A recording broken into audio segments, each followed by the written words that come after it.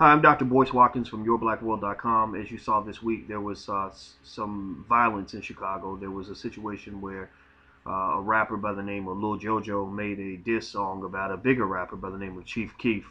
A couple days later, JoJo was dead, and Chief Keef was bragging about it on Twitter. Keef's homeboys were bragging about his homicide and saying some of the most horrible things you can imagine. You know, like rest in piss, and they were saying that they hope that his mother holds off on burying the body so she can bury his twin within the next couple of weeks. And really, this incident was disturbing because it really ties into this surge in violence that's occurring in Chicago as well as other urban centers across America. So to talk about this, I wanted to bring in one of our YBW contributors and correspondents, Mr. Deshaun Farad. How are you today, Deshaun? I'm fine, doctor. Very well. Thank you Good, for good. having Now, me. now you know what? I didn't write this down before we started talking, but you are actually hosting a show in New York City now. Tell me about or tell me the name of the show and what's it about. Name of my show, my TV talk show, news show, is a public affairs show by the name of Worldwide. It delves into issues affecting people of African descent across the world. We have three segments. We have a headliner segment, a roundtable segment, and a miscellaneous segment. But all in all, it follows that Tavis Smiley, Gil Noble, Tony Brown, Ed Gordon tradition. And Hmm. when we say that we deal with issues affecting people of African descent, it doesn't just mean that we have black guests. It means that we deal with issues affecting the entire world, which affects people of African descent, black people. Okay. All right. Well, I love it, man. I love it. I met you when I did one of Sharpton's events a couple years ago, and I was very impressed with your journalistic skill, and so I really enjoy working with you, and I want people to hear more of what you have to say. So I'm glad to help with that. Now, I want to ask you this: you and I were talking just now about this situation with Lupe Fiasco and Chief Keef and Lil JoJo in Chicago, and you said that you actually got involved, that you had sent a tweet to Lupe Fiasco and to Chief Keef. Now, Lupe, his role in this, for people that know about Lupe Fiasco, Lupe is a very conscientious, very intelligent artist. He's a little older than Keef. Lupe's 30, Chief Keef is 17. But Chief Keef took offense to Lupe even expressing indirect concern about the type of music Keef was producing.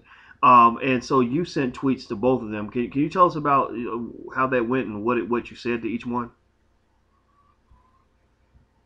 Well, I was absolutely outraged by the news on both parts. One, I was outraged at the fact that Brother Chief will be threatening another black man. If you remember, he actually threatened to kill Lupe Fiasco, according to his Twitter account. Then it was reported by several news sites. It was reported by several news sites, including Twitter, on Lupe's actual Twitter page, that he said that he was going to retire. He said he was tired of preaching, and I'm paraphrasing, tired of preaching to young heads about the importance of not killing one another and advocating violence towards one another. So what I did was, as an activist, as a journalist, one who is in an influential position, I contacted Chief Keef first because if you notice, black on black crime seems to be escalating. And Chicago is one of those cities where black on black violence is escalating. I'm talking about literally at a very alarming rate. We've seen the killings that have been reported. It's made nationwide headlines. So I felt that Chief Keef was actually adding to that. All right. So what I told him, I said, look, brother, I said that it's quite ridiculous for you to threaten another black man, Lupe Fiasco, who has done nothing to you or your family. I then asked him, I said, how many Klansmen or Aryans or neo Nazis or white supremacists have you threatened? Or better yet, how many police officers have you threatened? The police officers who are murdering black men. So I then said to Lupe Fiasco, I said, brother, you're a hip hop icon. I said, I know that you're not going to allow this foolishness to drive you out of the game. But I basically told him, my exact words to him was, God put you in this position. And when he gives you a post, you don't leave that post until you are properly relieved. I think that the whole thing is just ridiculous. It's a case of black on black crime via cyberspace. We saw something similar 2 months ago with Drake and Chris Brown, which Mm-hmm. it wasn't just actually it it left Twitter and it erupted into a nightclub brawl, and it was over some Twitter nonsense. With all these enemies that black people have inside and outside of the community, we seem to be fighting over foolish things. We'll kill each other over less, but I didn't hear. Um, you never hear of George Zimmerman being threatened by any of our rapping brothers and sisters on Hmm. Twitter. It's like we can.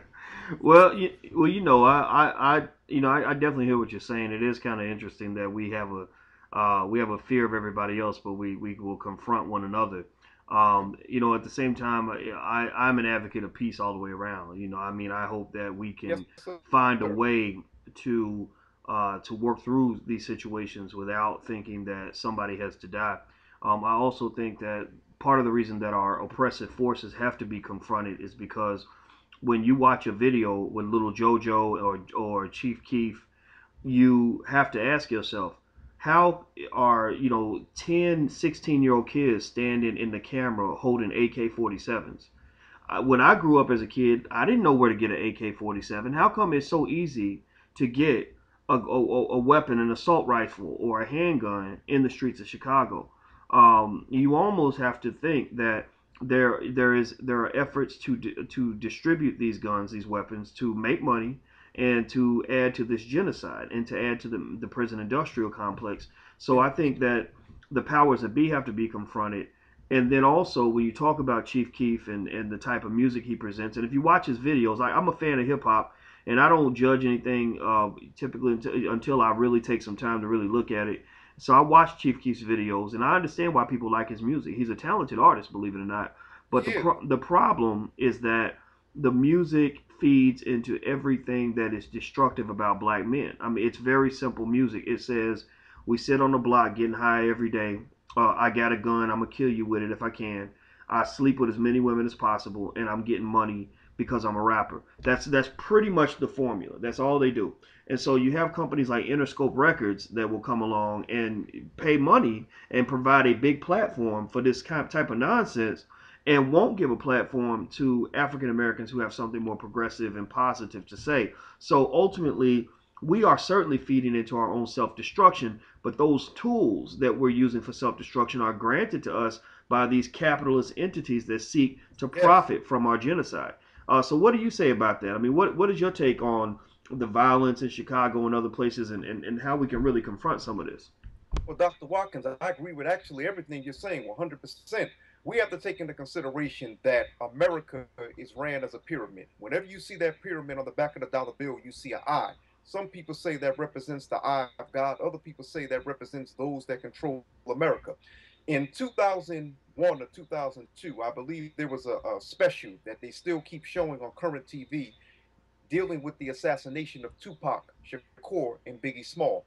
And in this documentary, it stated how the corporations saw the potential of rap's influence, of hip hop's influence. And so they decided, as a way of controlling the masses, specifically the black community, was to take over the rap industry and profit from it. Okay.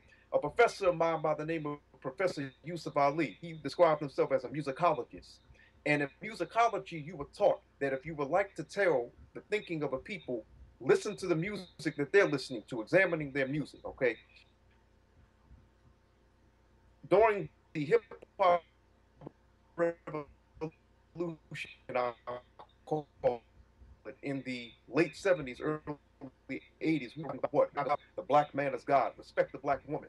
We weren't getting into these types of beasts, but what happened was those in position of power saw hip hop's potential influence to unite the entire world. I wrote called Hip Hop, the Messianic Culture. And I explained that hip hop is so powerful. As I once heard a Muslim imam by the name of Imam Siraj Rahaj out of Brooklyn say, he said that when he was in Syria, he saw the Arab kids wearing white t shirts with head wraps saying, "Peace, nigga," in an Arab society. So those who are in positions of authority, they see that hip hop, anytime, I put it to you this way.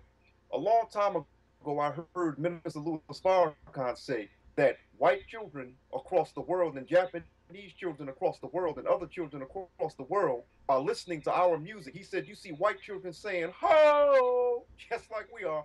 Those in position of authority, they see that. Read the book, The Unseen Hand. It doesn't speak about hip hop, but it speaks about how those major power brokers are in position of power pulling strings. And they Mm. see the potential that hip hop has to do what? Resurrect the masses. That's why I refer to hip hop as the messianic culture, because it has that ability to resurrect. Keep in mind, and I'll end on this point with this subject. Those of us in the African American community, say in the hip hop generation, we are the post Black Power, Black Civil Rights era. What happened? What happened to the Black Power era? What happened to the Civil Rights era? The counterintelligence program destroyed the Civil Rights era. The counterintelligence program of the FBI said that it would depoliticize the youth. And so now they are depoliticizing the youth with our music. So Mm. you see this foolishness. You see the beef between Tupac and Biggie. I think it's very coincidental that when in 6 months' time, the most popular rapper of the West Coast and the most popular rapper of the East Coast were both killed. Mm-hmm. Yeah. Something just doesn't sit right. Now all of a sudden you have teachers who are getting into rap, and the best way to become a rapper is to threaten to shoot your brother. But I will say this here, keep this in mind, Doc. Okay, and I don't like being long-winded. The so-called gangster rappers actually represent the real gangsters of this society. The real gangsters of this society are not killing people via their music. They're in boardrooms planning wars, murdering leaders and destabilizing governments in the name of democracy, driving around in fancy cars, wearing suits, living in mansions. And they don't wear white tees. They don't talk about killing your mama. Mm.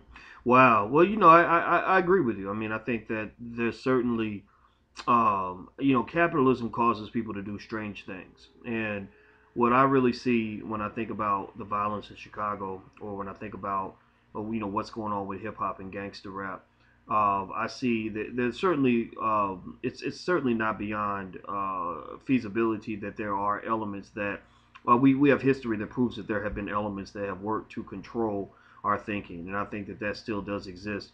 I think also even those elements that are not seeking to control our thinking, they are seeking to make money. And if they can make money from us killing each other, then they're gonna try to do that. And so when you look at gun manufacturers supplying guns to the streets because they don't want these guns to be tracked, any legislation to track the guns, they voted down. Why would you not want to keep track of guns, right? The music, I believe Interscope signed Chief Keef because they thought he could sell records, and there was no interest in what this would do to our kids. Elevating and glorifying those who have a message that is the most destructive. Somebody Interscope doesn't care about what the fallout is. So in a way, it's a type of psychological environmental issue in the sense that almost like toxic waste. If you have a factory that produces toxic waste and it goes into the lake, a lot of people won't care about what happens to the lake as long as they're making their money. You have to make them care about the lake. Well, we have to make them care about the toxic waste that is being dropped on our kids, the psychological waste. As you make your money, there is a fallout, and that has to be confronted. So, I want to encourage you to keep reaching out to Lupe and Chief Keef. I want to try to see if we can even get some kind of interview with them or something. I'm going to reach out to Lupe when I go back to Chicago because I agree with you. I don't think he should retire. And I think we should support him in any way that we can because I think that this madness. I mean, we are in a war, and we can't quit. You can't be scared. You have to keep fighting, and I think that that's what you are saying to them. And I appreciate the fact that you sent them those tweets. Thank you. And and thank you, Dr. Watkins. But I just wanted to be clear. Those of us who are a little older than Brother Chief, when we reach out to some of our brothers and sisters that are in hip hop and music, for example, people are criticizing Nicki Minaj for how she's carried herself and others of that nature. I should say others of this genre. We have to make sure that we do it with love, okay? Because I'll put it to you this way: Detroit Red was a small-time criminal. He was a pimp, a drug dealer. He was a drug user. He abused women. He robbed people. He did 7 years in prison. But when someone touched him and inspired him to do good, when he received light, Detroit Red became Malcolm X. When he received more knowledge, he evolved to El Haj Malik El Shabazz. And we ought to keep that in mind whenever we see misguided black youth. Mm, that's right. That's right. So who knows? Maybe Chief Keef is the next Malcolm X, right? It takes, it takes the Oh my same God. ingredients to make both men. We just have to direct that energy in a positive direction, right? Watkins, if I may, now hold on now, if I may say this here, and I'm not disagreeing with you. Did you ever think that maybe those who are running the record industry, the record companies, are saying that when they see our young black men, when they see young black people, but black men specifically, oh my God, this could be the next Dr. King, the next Malcolm X, the next Paul Robeson, the next Boyce Watkins, the next Mark Lamont Hill. Oh no, we have to stop this. So we're going to encourage them to rap about foolishness. We're going to pollute their minds. That's something to think about. Well, I think it's certainly true, but I'm more of a fan. I'm definitely in agreement with you that there are elements that work to our demise, but also at the same time, we work to our own demise in many cases as well. I think that we have that power to reclaim ourselves and reclaim our kids.